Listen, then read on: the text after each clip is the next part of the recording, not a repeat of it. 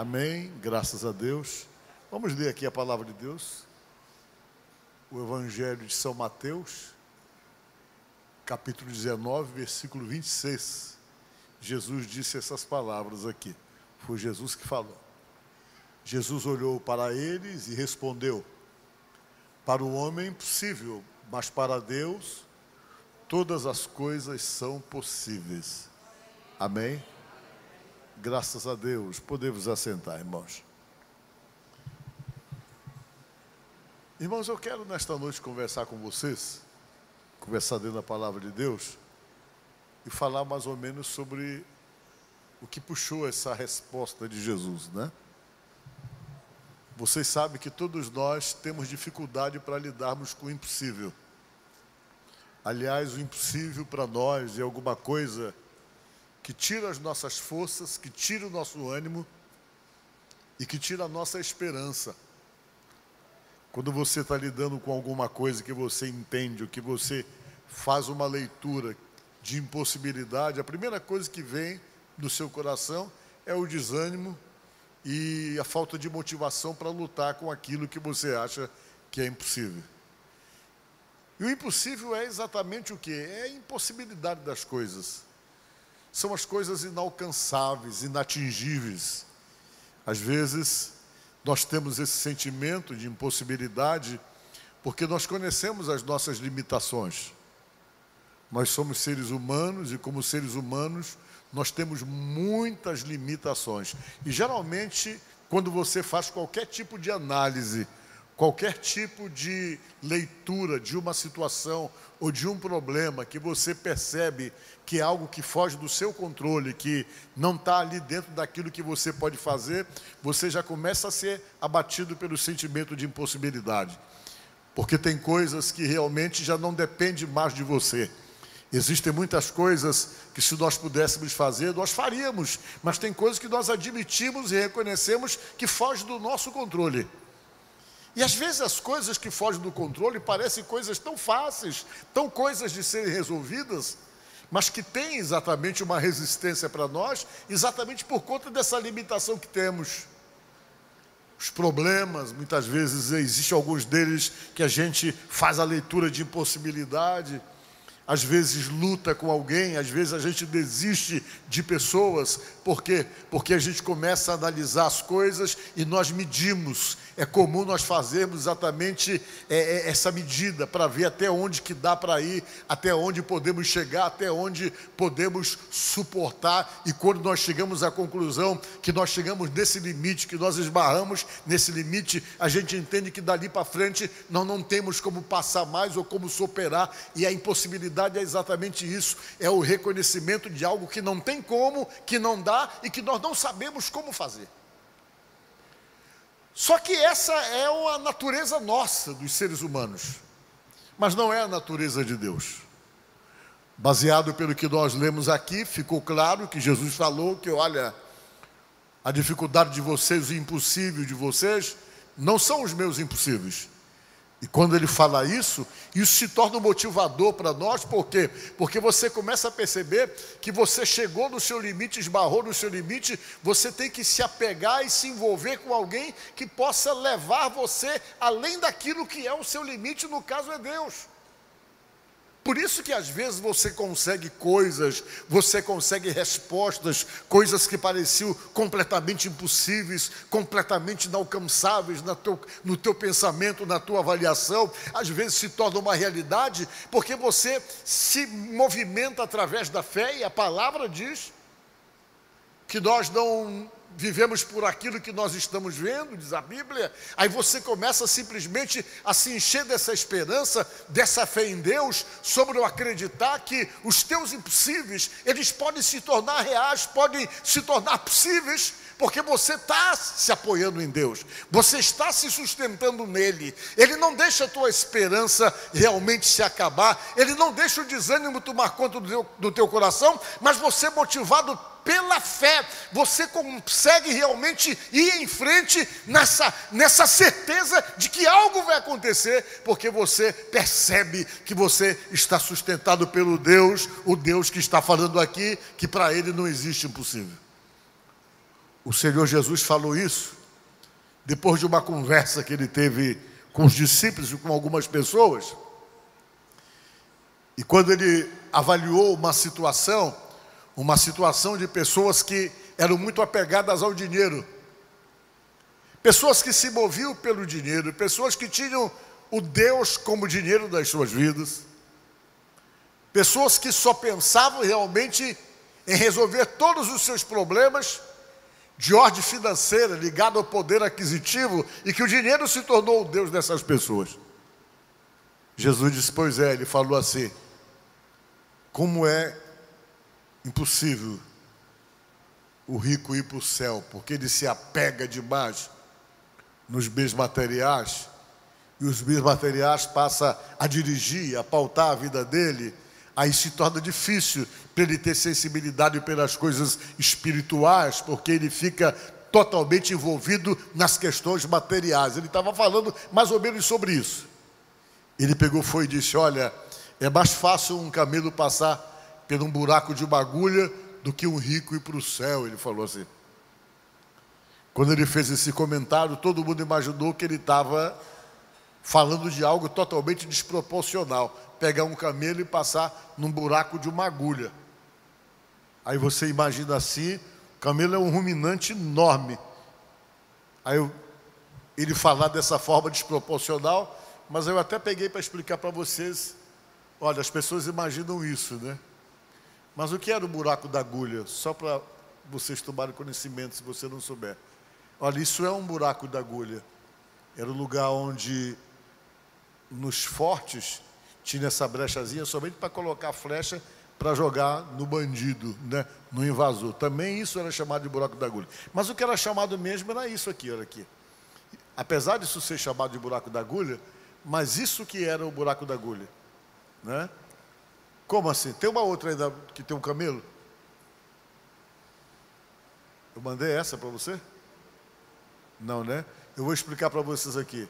Essa aqui, ó. Os viajantes, quando vinham para as cidades, eles chegavam fora do horário em que o portão já estava fechado, os mercadores.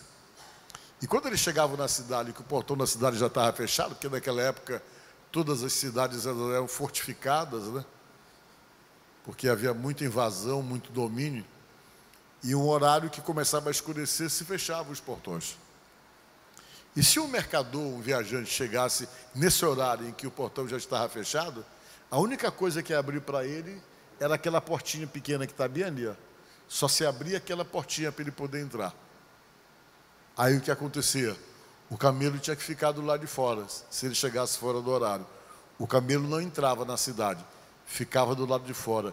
E essa portinha que tem aí, que era chamada de buraco da agulha, que é chamada de buraco da agulha. Vocês estão entendendo? Essa portinha pequenininha aí, que só dava para um homem passar com algumas mercadorias, mas o camelo não passava. Aí Jesus, falando da impossibilidade, da resistência das pessoas com respeito a essas questões, ele falou, ele disse, olha, é mais fácil o camelo passar pelo buraco da agulha do que o rico para os céus. Ele estava falando isso aí, mostrando a impossibilidade das coisas. E ele pegou, foi e falou exatamente dessa situação. Os discípulos passaram, então sendo assim, é impossível alguém se salvar, ninguém vai ter chance de se salvar. Eles falaram para Jesus. Aí Jesus disse, pois é, a questão toda é essa, é que os impossíveis de vocês não são os impossíveis de Deus. Deus não tem impossibilidade, foi o que ele falou. Você pode esbarrar nos seus limites, no ponto máximo que você pode chegar, mas Deus não. Deus tem um poder diferente, ele não é limitado como o homem. Além dele não ter impossibilidade, o apóstolo Paulo falou que o Deus que nós servimos, ele chama a existência as coisas que não existem. Diga glória a Deus. O impossível pode ser algo que não exista, mas para Deus, a Bíblia diz lá em Romanos, que Deus chama a existência as coisas que não existem. Ele faz acontecer aquilo que você não vê nenhuma possibilidade, nenhuma probabilidade, ele chama a existência. Isso se refere a uma série de questões e se refere muito especialmente à sua vida, às suas necessidades, as suas precisões, os seus limites, Deus tem como chamar a existência para que esses limites deixem de ser limites e se torne realmente possível através daquilo que Ele é capaz de fazer. Diga glória a Deus. Quais são os teus impossíveis? O que é impossível para você? O que é que você pensa e analisa e imagina assim? É muito difícil eu conseguir isso. Eu acho que isso não dá para mim.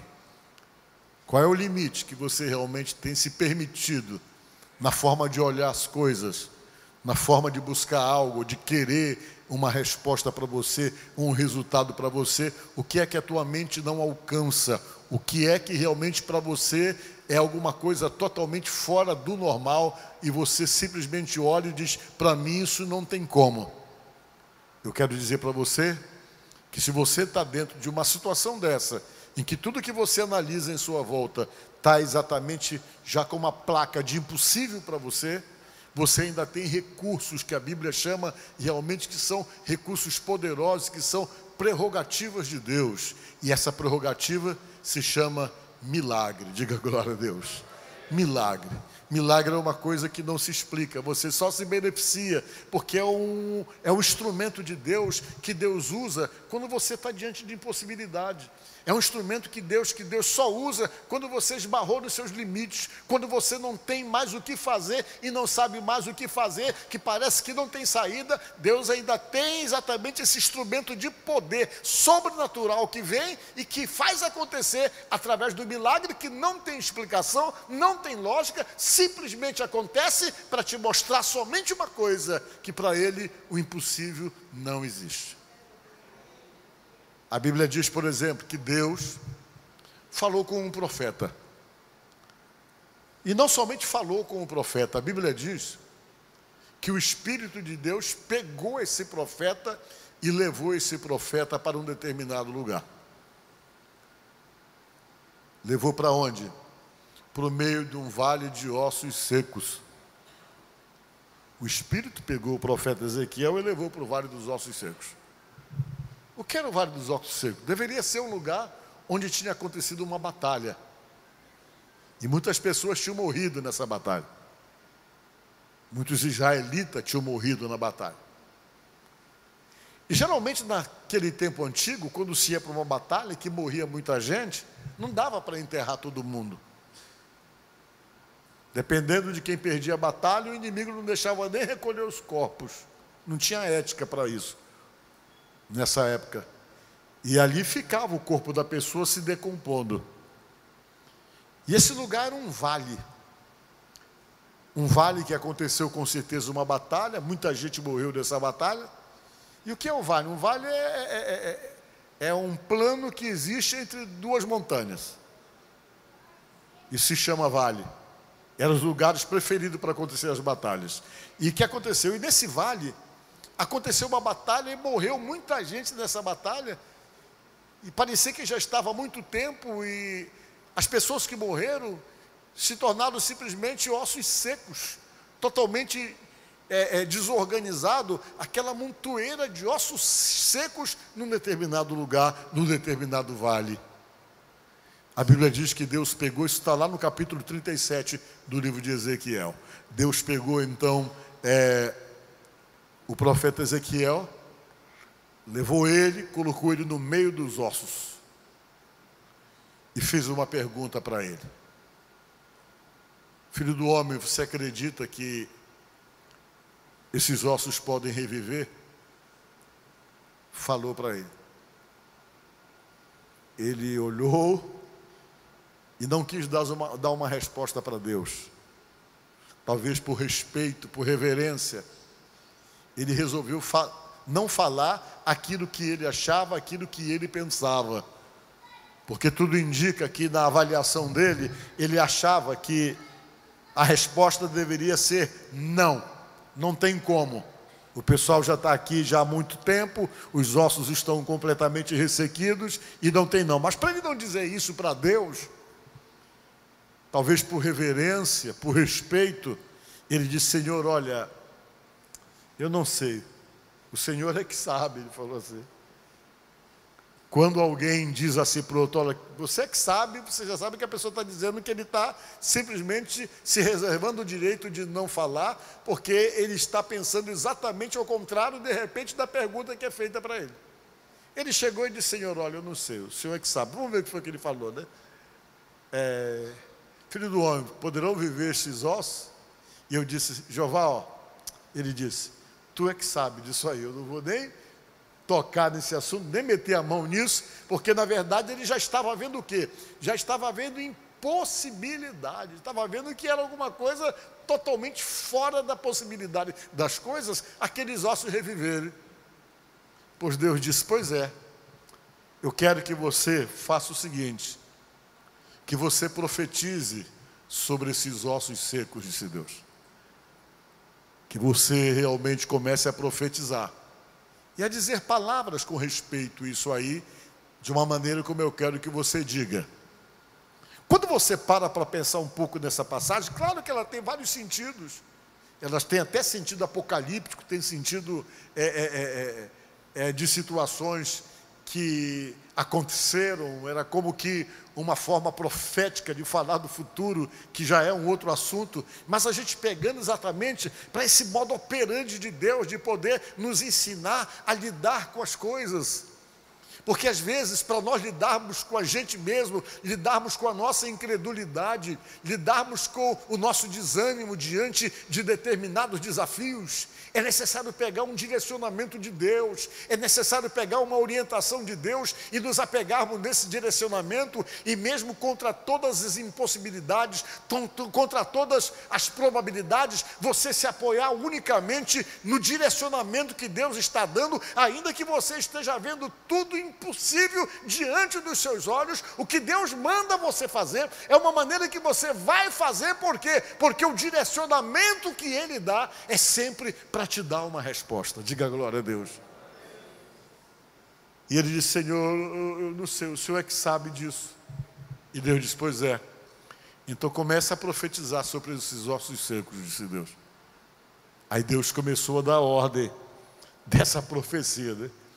O que é profetizar? É você falar uma palavra profética sobre alguma coisa relacionada com aquilo que você está querendo. É quando você realmente, pelo direcionamento de Deus, por conta de uma fé, por conta de acreditar, você fala em algo com respeito a você mesmo, alguma coisa que você acredite, não porque você se acha sobrenatural, porque você se acha o tal, mas porque você acredita que você tem sobre a sua vida e no direcionamento da sua vida um Deus que afirma e que diz para nós que é o Deus do impossível. Diga glória a Deus.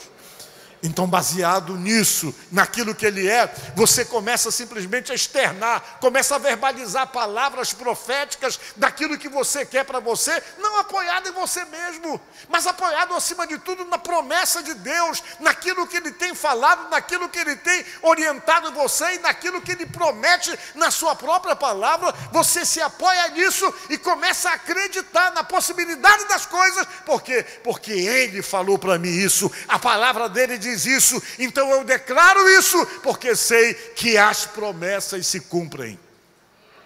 Promessas de Deus. E ele começou a profetizar, gente. Vamos ver como foi que ele começou a profetizar. É o capítulo 37 do livro de Ezequiel, né? Deixa eu perdi aqui, não, está aqui. Só para vocês terem uma ideia, né? Versículo, deixa eu ver. Versículo... Está aqui, versículo 1, né? Vamos ver aqui. Está aqui, já está no 4, né? Veio sobre mim a mão do Senhor. Estamos aqui, vamos nos entender, vamos lá. Vamos voltar lá só para os irmãos acompanharem, para poder acompanhar o texto e o contexto. Veio sobre mim a mão do Senhor, Ele me levou pelo Espírito do Senhor. Olha, levou pelo Espírito do Senhor. Ele nem foi pela vontade dele. Deus levou ele para dar um ensinamento para ele. E me deixou no meio de um vale que estava cheio de ossos. Verso seguinte. E me fez andar ao redor deles, eram muito numerosos, na superfície do vale, e estavam sequíssimos, ele falou. Os ossos estavam muito secos. Verso seguinte. Então me perguntou, filho do homem, acaso poderão reviver estes ossos? Respondi: Senhor Deus, o Senhor é que sabe. Eu não vou tocar nesse assunto, porque o Senhor é que sabe dessa situação. Aí que Deus falou para ele em seguida, disse-me ele: profetiza esses ossos secos e diz-lhe: ossos secos, ouvi a palavra do Senhor. Amém? Vocês viram aqui como a profecia está fundamentada na palavra do Senhor? O que é que Deus tem falado para você? O que é que a palavra de Deus tem falado para você? Com certeza ela não fala para você desistir, ela não fala para você se entregar, ela não fala para você se sentir derrotado, ela não fala para você se sentir uma pessoa que não tem como, que não consegue. Está lá texto que você pode todas as coisas naquele que te fortalece. Está lá o texto que em Cristo Jesus você é mais do que vencedor, e você começa a se apoiar nessas coisas pela palavra de Deus, pela palavra do Senhor, que tem promessa para você, e você vai se agigantando, você vai se fortalecendo, você vai se animando, porque você começa a perceber simplesmente que você tem um Deus que tem promessa para você, e que as promessas para você estão na palavra dele. Diga glória a Deus. Aí Deus foi e disse: faz assim, disse assim para os ossos secos, ouvi a palavra do Senhor. Aí ele pegou: assim diz o Senhor Deus a esses ossos, esse que farei entrar o Espírito em vós e vivereis. Ele falou, verso seguinte: porei tendões sobre vós e farei crescer carne sobre vós estenderei a pele e porei em vós o Espírito e vivereis. E sabereis que eu sou o Senhor. Diga glória a Deus. Essa palavra é uma palavra profética para a nação de Israel. Quase se acabou, né? Tem, alguns dizem, né? Aquelas fotos que a gente via do Holocausto, era muito parecido com isso aí. Mas um povo e uma nação que reviveu o que existe hoje. Tinha um sentido profético também, né? E ele pegou, foi falando, né? Que venha, que se arrume os ossos, que venha os tendões, que são aquele ajuntamento, né, dos ossos que estavam separados, que venha a carne sobre os ossos. Aí, coloca agora as fotos. Eu peguei uma foto que estava todo mundo sem pele ainda, né? Olha só. Aí que venha a pele sobre a carne, e foi se reconstruindo uma situação. Na verdade, uma situação que se reconstruía, uma situação que se restaurava. E na medida que ele ia falando as coisas iam acontecendo. E quando você viu, está na Bíblia lá, que formou-se aquele batalhão. Mas ainda estava inanimado. Ele pediu que viesse o Espírito. O Espírito veio e entrou naqueles corpos, e aqueles camaradas se levantaram, e diz o livro de Ezequiel que surgiu um grande exército. Diga glória a Deus. Se levantou um grande exército assim, somente usando a palavra. Que era que Deus estava querendo falar com todos nós, além da palavra profética, além da profecia, que isso era realmente falando do futuro, da profecia, de acontecimentos futuros. O que Deus quis falar para nós? Com certeza Ele quis dar para nós uma ideia, como Ele deu para Ezequiel, que às vezes você precisa acreditar, e tem momento que você precisa falar e acreditar que vai ser com você. Por isso que a gente encontra na Bíblia algumas palavras que são palavras motivadoras. Alguns nem gostam que se preguem isso. Tem pregador que não gosta de pregar essas coisas, porque não, isso aí é triunfalismo. Mas sim, o Evangelho é vencedor. O Evangelho é realmente de vitórias. Não tem esse negócio de dizer que Deus não tem proposta de vitória, que Ele tem. Existe luta, existe batalha, existe batalha. Como é que você realmente vai ser vencedor se você não vencer as suas batalhas? Só sai vencedor quem está dentro de uma batalha. Se você não tem batalha, você não pode ser vencedor. Você não está tendo luta para se definir realmente em você um perfil de vencedor. Mas o que Deus está dizendo quando Ele te faz de vencedor é porque existem as lutas, existem as batalhas e existem os recursos que Deus te dá dentro dessas batalhas, para que você olhe e acredite, acima de tudo, que você tem um Deus, que você tem um monte de recurso que você pode usar. E um dos recursos que nós podemos observar desse texto é você chegar e dizer: eu profetizo que eu vou conseguir, porque o meu Deus é comigo. E você começa a profetizar, a dar a palavra de Deus diante de situações desafiadoras da tua vida.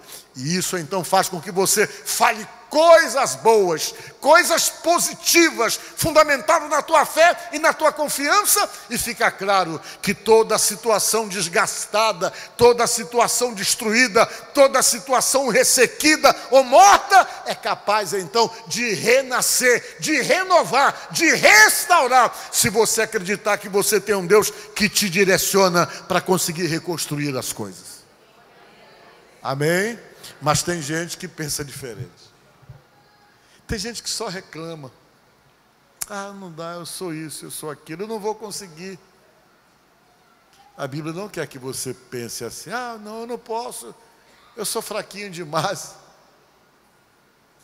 Você não é fraco, não. A Bíblia diz até para você dizer que você é forte. Diga ao fraco: eu sou forte. Porque se você se dominar por esse pensamento de impossibilidade, de fraqueza, você não vai experimentar o sobrenatural de Deus. E o sobrenatural de Deus é algo muito forte da vida da gente. É alguma coisa que vai além das nossas forças. E eu pergunto para você: o que é que está desafiando você? O que é que parece intransponível? O que é que parece para você inalcançável ou inatingível? De repente você tem algumas avaliações de situações inalcançáveis, de situações inatingíveis. Deus está dizendo para você nesta noite que, ainda que seja inalcançável e inatingível para você, não é para Ele. E se você está com Ele, começa a profetizar essa bênção, que ela vai chegar no nome de Jesus. Que essa situação vai ser superada pelo poder de Deus. É assim que a Bíblia tenta nos orientar nos desafios da vida da gente. Sempre, todos nós, teremos desafios e situações que às vezes fogem totalmente do nosso controle, mas que não fogem do controle de Deus. Situações que às vezes vão além daquilo que nós podemos fazer ou realizar. Mas é ali, quando você chegou no limite, que o Espírito Santo vai pegar você pelo braço, como fez com ele, vai levar diante da impossibilidade e vai dizer: fala, profetiza, diz que vai acontecer, acredita, porque o teu Deus está contigo. E se você profetizar realmente essa bênção, essa vitória, e acreditar no teu coração, quem vai fazer não é você, quem vai fazer é o teu Deus, o Deus que você acredita. Então não fique abatido, não fique se sentindo impossibilitado. Seja lá qual for a situação desafiadora, difícil, complicada, que você esteja submetido, que você possa acreditar, acima de tudo, que você tem um Deus restaurador, que pega uma situação velha e renova. Amém? Pega a situação velha e renova. Pega uma situação perdida e dá sentido para aquela situação perdida. Pega uma situação desgastada, com ossos secos, e transforma ao ponto de dar vida o que parecia estar completamente morto, completamente irreversível. Isso é uma capacidade de Deus na vida da gente. Então, nesta noite, baseado no que você esteja passando ou no que você esteja vivendo, acredite. Deus tem poder para fazer mudanças. Tem poder para fazer mudanças.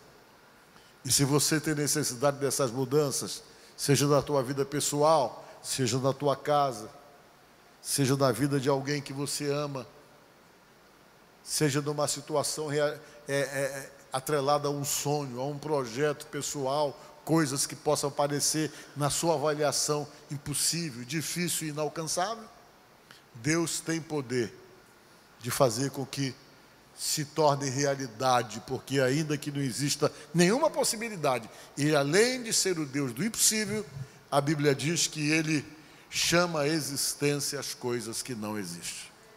Amém? Então, que Deus abençoe você, que você se sustente nele, que você se anime, fique motivado, fique acreditando acima de tudo, que não é pela tua força, mas é pela força dele que está agindo na tua vida. Que Deus te abençoe.